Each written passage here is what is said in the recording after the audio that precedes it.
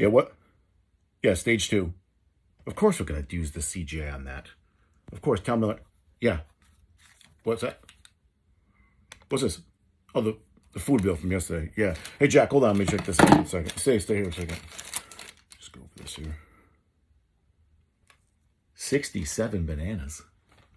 Who the fuck got 67 bananas? What? Maurice? Who the fuck is Maurice? The orangutan. He's fucking CGI. He's a fucking real goddamn orangutan? Are you fucking shitting me? That motherfucker right there. Jesus Christ. How the fuck don't I know this? 67 fucking bananas. Next thing you know, you're gonna tell me he needs a goddamn perm and you got a goddamn perm for his fucking haircut. Give me a $300 fucking perm for fucking Maurice. Fuck him. What a wonderful day.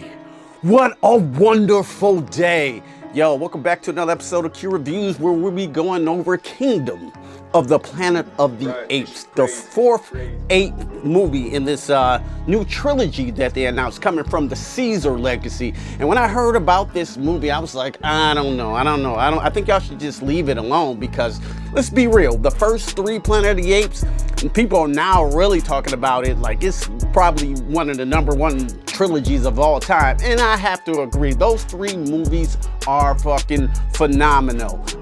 Dawn is still my favorite. I think Rise is like Star Wars, Dawn is like Empire Strike Back, and then War of the Planet of the Apes is like Jedi, right? They end off perfectly. Or the Toy Story 1, 2, and 3. So like, it's even like Toy Story 3, like you ended Toy Story 3 off so perfectly, so beautifully.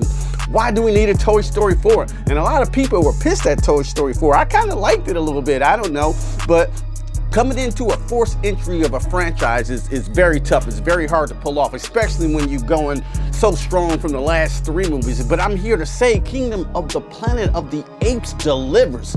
The franchise is in great hands with Wes Ball. Yeah, the basic story, we follow our main protagonist, Noah. He's like catching like birds, because they got this whole society, you know, when they catch these hawks and they use them like their own personal avatars, and then something disrupts this, and Noah has to go on his own adventure. I'm just gonna keep it like that because I think the plot is so smart, the writing's so good, I don't want to spoil it here for you guys, because Caesar, as you know, the best mocap of all time by Andy Serkis, he's only in competition with himself, right? By playing like Gollum.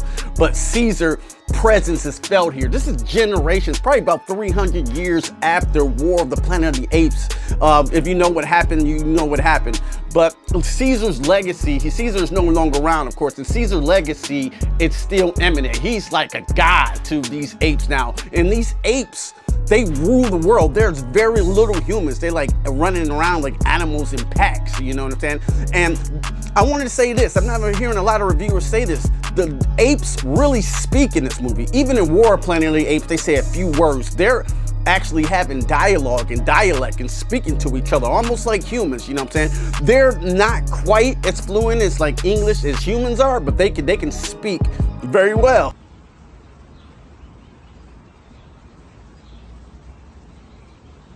Maybe borrow $20 to the mall.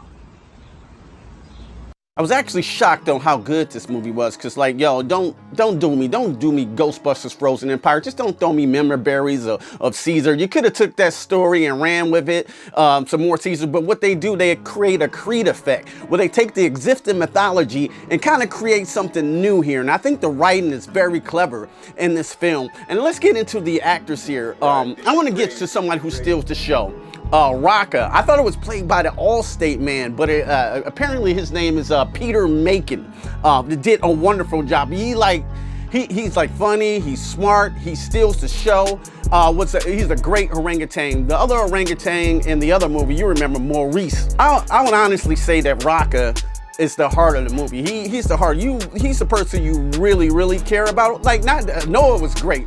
Noah was great. He's not like a Caesar character quite yet, you know what I'm saying? I would compare him to like Spider-Man, and Caesar's more like a Batman, calculated, smart leader. He's not quite the leader at the beginning of this movie, but as we go through the journey, we see him grow as a character, which is awesome. Now let's get into, what's my man's name? Proximus Caesar, played by Kevin Durant.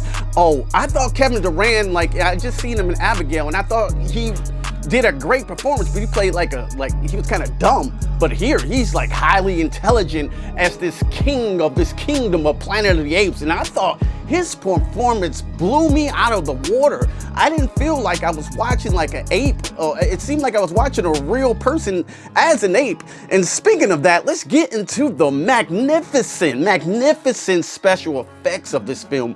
The CG is so damn good here. Like, not to say it was ever bad, right? Because if we look at like Dawn of the Planet of the Apes, and we look at Maurice, y'all ain't gonna tell me that ain't a real goddamn orangutan, son. That motherfucker looked real. Like, he looked like he was real on set, bro.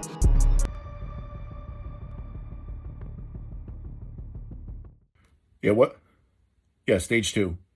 Of course we're gonna use the CGI on that. Of course, tell me, yeah. What's that? What's this? Oh, the food bill from yesterday. Yeah. Hey, Jack, hold on. Let me check this out a second. Stay here a second. Just go over this here. 67 bananas. Who the fuck got 67 bananas? What? Maurice? Who the fuck is Maurice? The orangutan. He's fucking CGI. He's a fucking real goddamn orangutan? Are you fucking shitting me? That motherfucker right there. Jesus Christ. How the fuck don't I know this?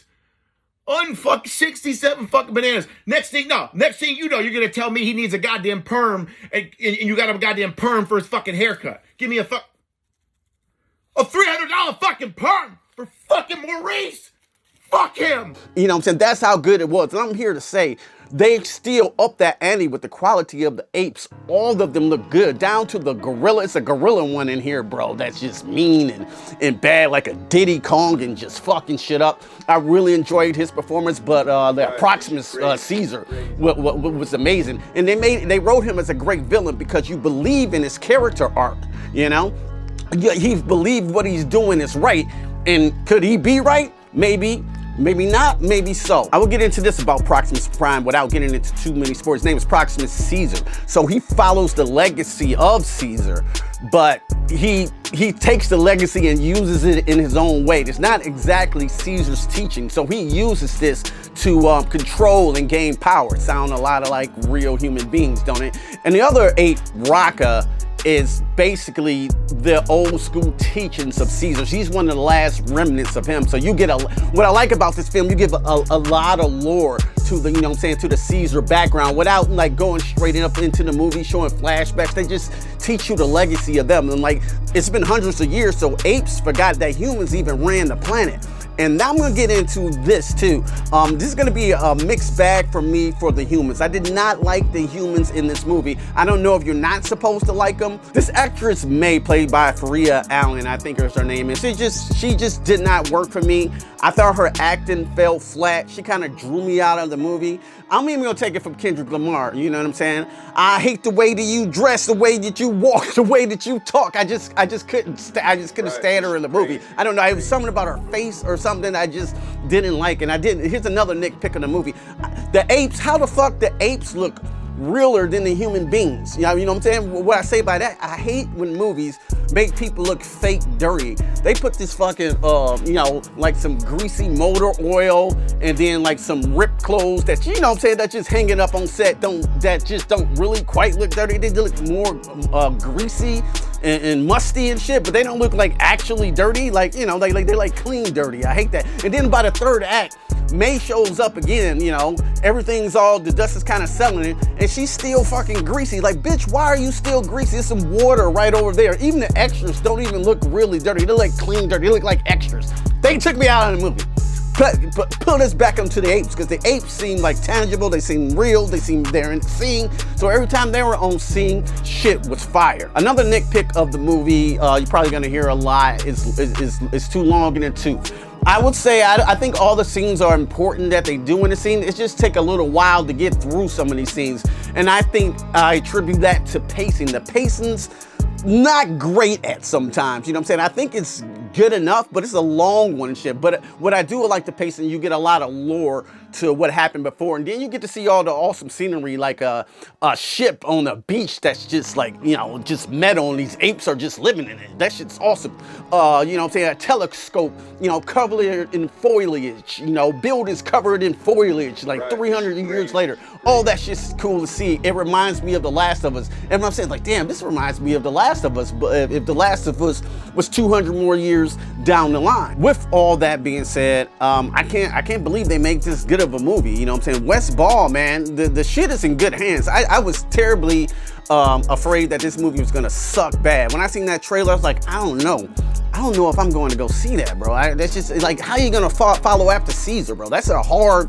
pill to swallow. But I'm here to say they did a great job continuing the story. So if you bring me more of these movies, these Planet of the Apes movies, and they're to this quality, yo, I'm there day one. Absolutely, bro. Y'all, Wes Ball did a great job. I want him to do another one. Still, to me, the top tier is Dawn of the Planet of the Apes, and then I will say probably Rise, then War. No, probably Rise, then probably this one, and then probably War of the Planet of the Apes. How I got it ranked as of this moment. So if I had to score this movie, shit. Only problems that I had, I hated the human in here, May. Her character just, I didn't like her. It just pissed me off. By the end of the movie, you know, they kind of put a gray area that things can go a certain way without spoiling it. I was like, but I was like, well, some of it just didn't make any sense, you know. We'll probably do a spoiler review if you want to talk about it. Like, but other than that, some of the pacing was slow, but everything else was on point. That third act with the action was incredible. I was like, I'm looking like, God damn. And then they have a last like battle. I was like, damn, this shit cold. This shit cold, son. This is cold. I'm highly entertained. And I brought my son with me. He never seen any of the old Planet of the Apes movie.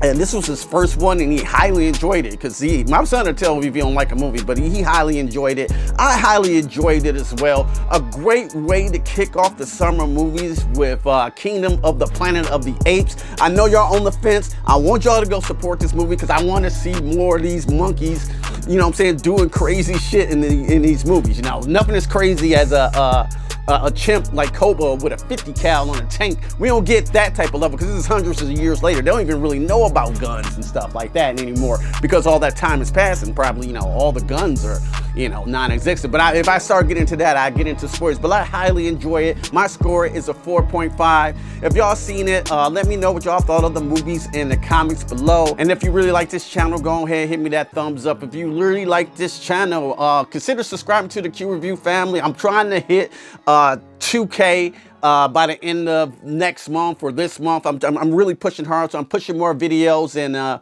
once again, don't just stare at it, eat it. Peace. I'm out cold, you hoes been exposed. Walk up on you slow with the foe and unload. You got more left for dead on the road. I strode when your car got